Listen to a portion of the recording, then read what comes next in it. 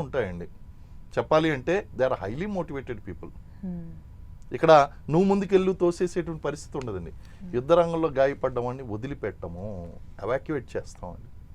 ఏదో రకంగా వాళ్ళ ప్రాణాలు కాపాడడానికి ప్రయత్నిస్తాం. ఇంకా లాస్ట్ పరిస్థితిలో చనిపోవాల్సినటువంటి కండిషన్స్లో చనిపోతారు, కానీ పక్క నుంచే చనిపోతూ ఉంటారు. డిమోటివేట్ అవ్వండి ఎవరు కూడా. నెంబర్ ఆఫ్ టైమ్స్ మేము బార్డర్లో పనిచేస్తున్నప్పుడు 8 బుల్లెట్స్ తగ్గి పోస్ట్లో చనిపోయినటువంటి వాళ్ళు ఉంటారు. ఒక గంట, ఒక పావు గంట, ఒక 10 నిమిషాలు మా గుండె భారంగా ఉంటుంది అనిపిస్తుంది. అరే అయ్యో పాపం, ఎంతకని వీఆర్ హ్యూమన్ బీయింగ్స్. బట్ భయపడేది లేదండి, జాలి పడతారు. అరే పాపం పిల్లలు ఉన్నారు, ఫ్యామిలీ ఉంది. డిమోటివేట్ అవ్వరు. ఓహో ఏం పొరపాటు చేశాడు, ఏం పొరపాటు జరిగింది, అది మనం చేయకుండా ఉండాలి.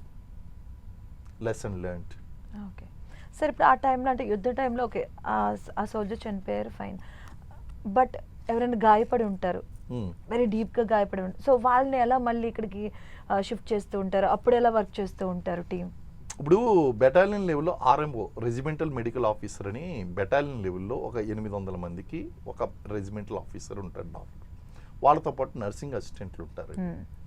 ఇక్కడ సెక్షన్స్లో కానీ ప్లెటూన్స్లో కానీ గాయపడినటువంటి వాళ్ళని ఫస్ట్ ఏం చేస్తారంటే, అక్కడ వెనకాల మనకి మెడికల్ సెటప్ ఉంటుందండి. ఓకే, మొత్తం టెంట్లు వేస్తారు. టెంట్లు వేసిన తర్వాత వాటికి ఎయిర్ రైడ్స్ అయ్యి జరగకుండా కెమోఫ్లాష్ చేస్తారు.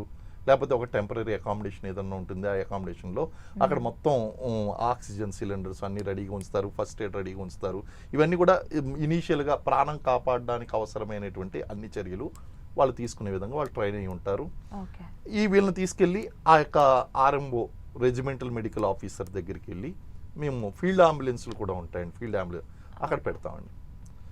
వాళ్ళు ఏం చేస్తారంటే సిచ్యువేషన్ చూస్తారు. If you can treat fine, లేకపోతే వీళ్ళని ఏం చేస్తారంటే బేస్ హాస్పిటల్కి పంపిస్తారు.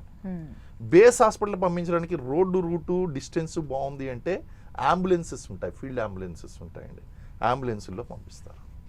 ఒకవేళ ఆ సిచ్యువేషన్ లేదనుకోండి, డైరెక్ట్గా వచ్చేటువంటి చాపర్లను పిలుస్తారండి. వాళ్ళు ఏం చేస్తారు, చాపర్లు వచ్చిన వెంటనే దీన్ని ఏం చేస్తారని కట్టేస్తారు, ఈ స్ట్రెచ్చర్ని కట్టేస్తారు. ఈ స్ట్రెచ్చర్ని పైకి లాక్కుని వాళ్ళు అందులో పెట్టుకుని బేస్ క్యాంప్కి తీసుకెళ్తారు. సరే, ఇప్పుడంటే కమ్యూనికేషన్స్ అంతా డెవలప్ అయ్యాయి కాబట్టి ఆ సిచ్యువేషన్స్ చూస్తున్నాం. బిఫోర్ దట్ అప్పుడు కూడా మనకి చాపర్ల ద్వారా ఇవేనండి సేమ్ ఇలాగే జరిగేది. అప్పుడు కూడా మనకి ఫస్ట్ ఎయిడ్ అనేటువంటి లోకల్గా చేయగలిగినట్టు మీరు 1971 వార్లోనే ఇది జరిగిందండి.